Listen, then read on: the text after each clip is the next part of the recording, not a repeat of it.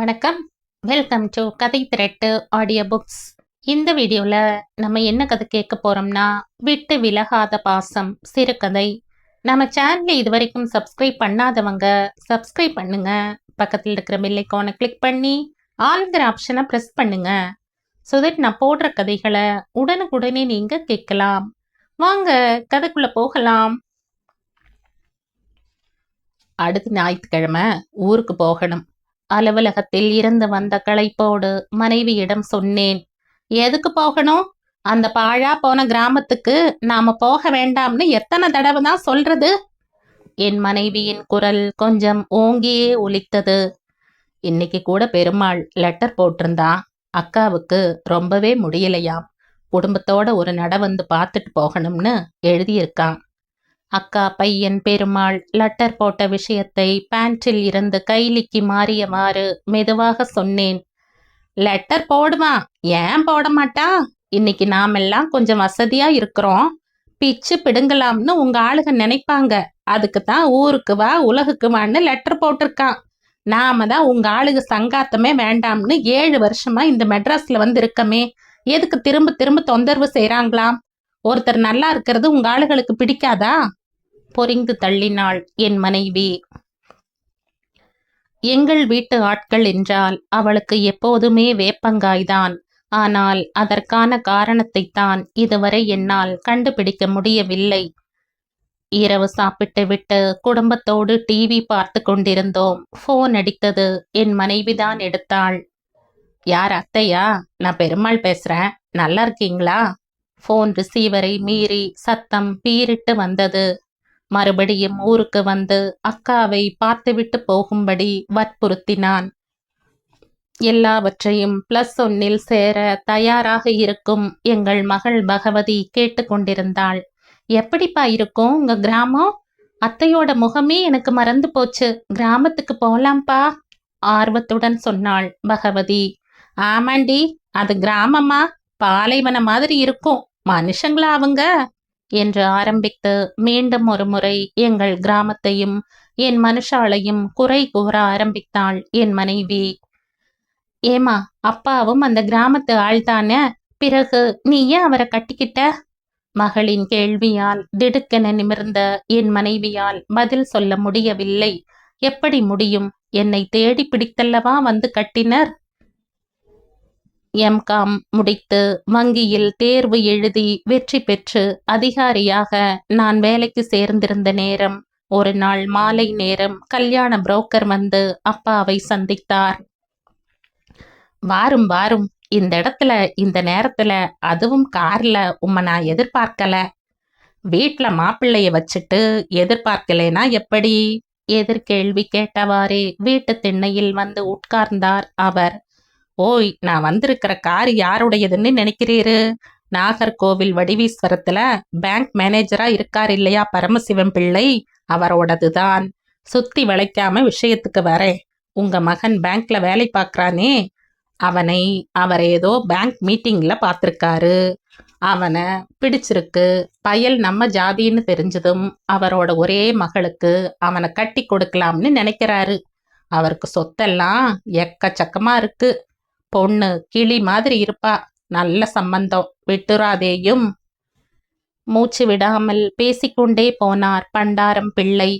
இந்த சம்பந்தத்தில் அப்பா அக்கா எல்லோருக்குமே விருப்பம் இருந்ததால் என் திருமணம் நடந்தது.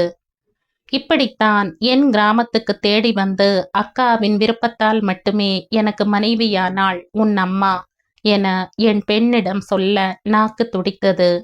அதன் பிறகு அந்த கிராமத்தை விட்டே என்னை பெயர்த்தெடுத்து நாகர்கோவில் கொண்டு வந்ததும், அதை தொடர்ந்து சென்னை வந்ததும், அப்பாவின் மறைவுக்கு பிறகு அக்காவை முழுசாக மறந்ததும், என் மகளிடம் நான் மறைத்த விஷயங்களில் சில. சரி, பழசெல்லாம் எதற்கு? அக்காவை பார்க்க குடும்ப சகிதம் சென்னையில் இருந்து புறப்பட்டோம். கிராமம் எப்படி இருக்கும் என பார்க்க என் மகளுக்கு ஒரே ஆர்வம். நாகர்கோவிலில் இறங்கியவுடன் கிராமத்துக்கு போயிடலாம் என நான் சொன்னதற்கு என் மனைவியிடம் இருந்து உடனடியாக கடும் எதிர்ப்பு. ஏன், இங்க எங்க அப்பா வீடு இருக்கே, அங்க போய் குளிச்சுட்டு அதுக்கு பின்னாடி உங்க ஊருக்கு போகலாம். என்றாள். வந்த இடத்தில் பிரச்சனை வேண்டாம் என அவள் விருப்பத்துக்கு விட்டுவிட்டேன். மாமனார் வீடு. வழக்கமான உபசரிப்பு, உரிய மரியாதை. காலை டிஃபனை முடித்தவுடன், நம்ம கார்லயே கிராமத்துக்கு போயிட்டு வந்துருங்களேன் அக்கறையோடு சொன்னார் மாமனார். தவிர்க்க முடியவில்லை. கிராமத்தை நெருங்க நெருங்க என் இதயத்துக்குள் ஏதோ இனம் புரியாத ஒரு உணர்வு அழுகையாக வந்தது. இது சந்தோஷமா வேதனையா பிரித்து பார்க்க முடியவில்லை. கிராமம் மாறவே இல்லை, அப்படியே இருந்தது. அதே அம்மன் கோவில், கோவிலின் கூரை ஓடு கூட மாற்றியிருக்கவில்லை. கிராமத்து தெருக்களில் ஆள் நடமாட்டமும் இல்லை. அக்கா வீட்டின் முன் போய் கார் நின்றது. மாமா வந்தாச்சு, உற்சாக குரல் எழுப்பியவாறே வீட்டுக்குள் இருந்து பெருமாள் ஓடி வந்தான். அப்போதுதான் வயலில் இருந்து திரும்பி இருப்பான் போலிருக்கு. உடலெல்லாம் வியர்வையும் மண்ணுமாக இருந்தது. வாங்க மாமா, வாங்கத்தே, வரவேற்றாள் என் அக்காவின் மகள் ஈஸ்வரி. அம்மாவுக்கு புதுசா மருந்து ஏதோ வந்திருக்கு, உடனே வாங்கணும்னு டாக்டர் கூப்பிட்டு அனுப்பி இருந்தாரு. அதனால டாக்டரை பார்க்க அப்பா நாகர்கோவில் போயிருக்காரு. வீட்டில் அத்தான் அக்காவின் கணவர் இல்லாததை சொன்னாள். வீட்டிற்குள் ஒரு பெரிய அறை, அதை ஒட்டி எதிரே 2 சின்ன அறைகள். வீட்டின் சுவர் வெள்ளையை பார்த்து ஒரு மாமாங்கம் ஆகியிருக்கும். ஆங்காங்கே காரை உதிர்ந்திருந்தது. ஒரு அறையில் அக்கா படுத்திருந்தாள். அறைக்குள் நுழைந்தவுடனேயே எதிர் சுவரில் சின்னதாக சாமி படங்கள், பெரிதாக அப்பா போட்டோ, அதன் மேல் அன்றைக்கு பூத்த செம்பருத்தி பூ. யாருமே படிக்காத இந்த குடும்பத்தில் என்னை மட்டும் கஷ்டப்பட்டு செலவு செய்து படிக்க வைத்து வளர்த்து ஆளாக்கி இந்த நிலைக்கு கொண்டு வந்த அப்பா படம் என் வீட்டில் போஸ்ட் கார்டு சைஸில் இருப்பது நினைவுக்கு வந்தது. அதில் பூ வைத்ததாக ஞாபகம் இல்லை. அறைக்குள் எட்டி பார்த்ததும் உடைந்து போனேன். ஆஜானு பாகமாக இருக்கும் அக்கா அந்த கட்டிலில் கிழிந்த வாழை இலையாக படுத்திருந்தாள். எங்களை பார்த்ததும் கண்ணால் சிரித்தாள்.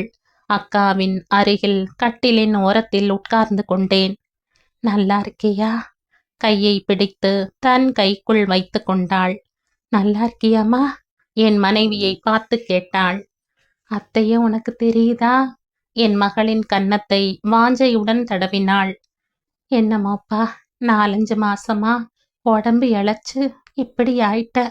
இன்னும் எத்தனை நாளோ, யாருக்கும் பாரம் இல்லாம போயிடணும்பா சொல்லிக்கொண்டு விரக்தியாக சிரித்தாள். என்னால் தாங்க முடியவில்லை, அழுது விட்டேன். சின்ன வயதில் ஆஸ்துமாவால் நான் மூச்சு திணறும் போதெல்லாம் இதே கட்டிலில் என்னை படுக்க வைத்து தேங்காய் எண்ணெயை சூடாக்கி அதில் சூடத்தை போட்டு அது கரையும் வரை காத்திருந்து இளம் சூட்டோடு என் விழாக்களில் சூடு பறக்க தேய்த்து விடுவாள். கோதுமை தவிட்டை சூடாக்கி ஒத்தடம் கொடுப்பாள். பனை ஓலைகளை அடுப்பில் திணித்து பற்ற வைத்து கொதிக்க கொதிக்க கருப்பட்டி காஃபி போட்டு என்னை தன்னோடு சாய்த்து வைத்து கொண்டு கொஞ்சம் கொஞ்சமாக ஊட்டுவாள். எனக்கு மஞ்சள் காமாலை வந்தபோது அவளும் பத்திய சோறு சாப்பிட்டாள். இப்படி எனக்காக எல்லாம் செய்த அக்கா இப்படி படுத்து கிடப்பதை பார்த்தபோது வேதனையை விட எனக்குள் குவியல் குவியலாக குற்ற உணர்ச்சி. காலை டிஃபன் சாப்பிட சொன்னார்கள். சாப்பிட்டேன் என சொன்னவுடன் அவர்கள் முகம் அனிச்சமாக மாறியது. மாமா, உங்களுக்கு தண்டிக்கீரை புளிக்கறியும் அவியலும் பிடிக்குமாமே, அம்மா சொல்லியிருக்கா. மத்தியானத்துக்கு அதை வச்சுடுறேன் கூறினாள் என் அக்கா மகள் ஈஸ்வரி. என் பொண்ணு கோமதி 10ஆம் கிளாஸ்ல 90% மார்க் வாங்கியிருக்கு. இதை ஈஸ்வரி தகவலாக சொல்ல என் மனைவியின் சாத்தான் மூளை வேலை செய்தது. என்னங்க, ஸ்கூல் ஃபீஸ் கட்ட பணம் கேட்பா போலிருக்கு. கேட்டா 200 ரூபாய் கொடுங்க, அதுக்கு மேல வேண்டாம் என என்னிடம் கிசுகிசுத்தாள். பெருமாளுக்கு நாங்கள் போனது ரொம்பவே சந்தோஷம். என் மகளுக்கு நுங்கு பறித்து கொண்டு வந்து கொடுத்தான், இளநீர் வெட்டி கொடுத்தான். சைக்கிள் கேரியரில் அவளை வைத்து கொண்டு கிராமத்தை சுற்றி காட்டினான். அக்கா அருகில் போய் உட்கார்ந்தேன். கையை எடுத்து என் மடியில் வைத்து கொண்டேன். அவ்வப்போது கண்ணை திறப்பதும் மூடுவதுமாக இருந்தாள். என்னென்ன சிகிச்சை எடுத்தாள் என்பதை திக்கி திணறி சொன்னாள். நடக்க முடியல, மூட்டு வாதம்னு சொன்னாங்க. எல்லா சிகிச்சையும் எடுத்தாச்சு, ஒன்னும் குணமடைஞ்ச பாடில்ல. இதுக்காக 2 ஏக்கர் நிலத்தை வித்திருக்கம்பா. மெல்லிய குரலில் சொன்னாள் அக்கா. உங்களை உங்க அக்கா வளர்த்ததெல்லாம் வாஸ்தவம்தான். இப்ப அவங்க சிகிச்சைக்கு நம்ம கிட்ட பணம் எதிர்பார்க்கறாங்க போலிருக்கு. நாம் என்ன செய்ய முடியும்? 1000 ரூபாய் வேணும்னா கொடுங்க. என் மனைவி சொன்னதற்கு பூம் பூம் மாடு போல தலையாட்டினேன். ரொம்ப நாட்களுக்கு பிறகு மண் மணத்தோடு மதிய சாப்பாடு. புறப்படலாம். சாப்பிட்டவுடன் மனைவி அவசரப்படுத்தினாள். புறப்பட தயாரானோம்.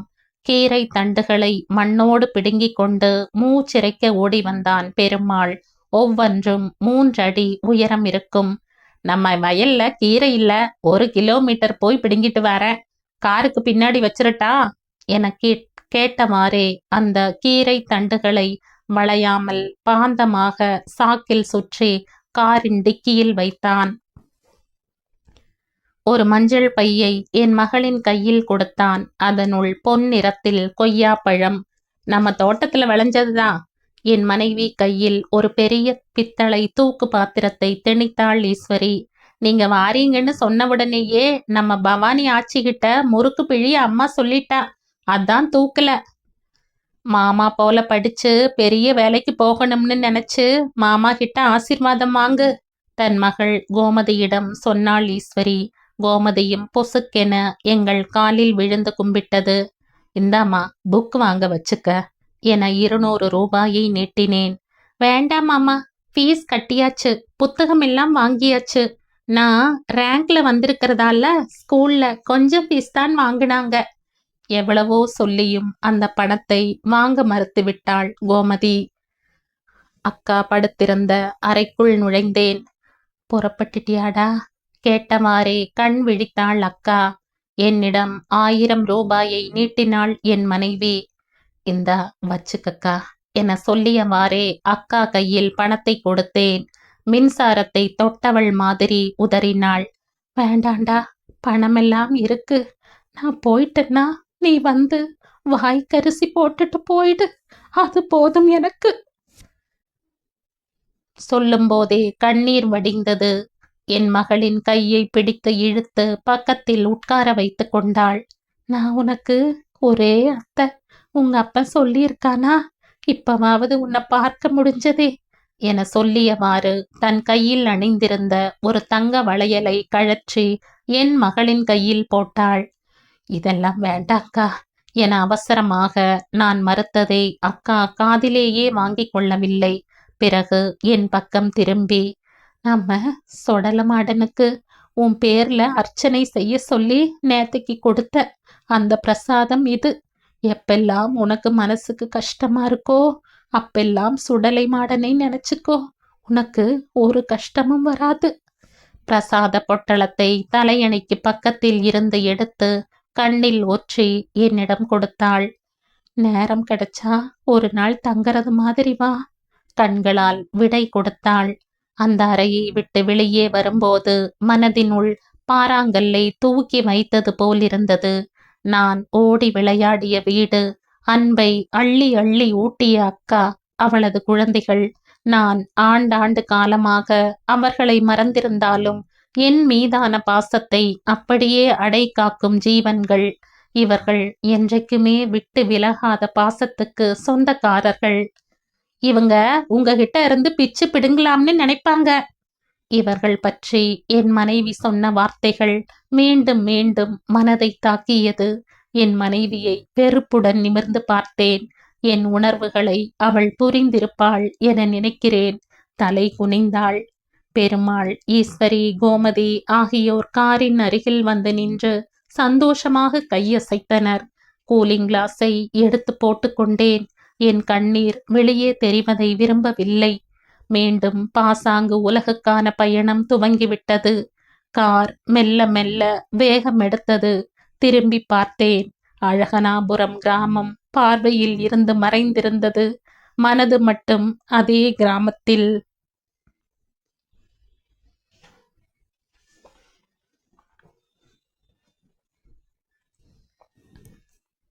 2005ஆம் ஆண்டு வெளிவந்த சிறுகதை இது.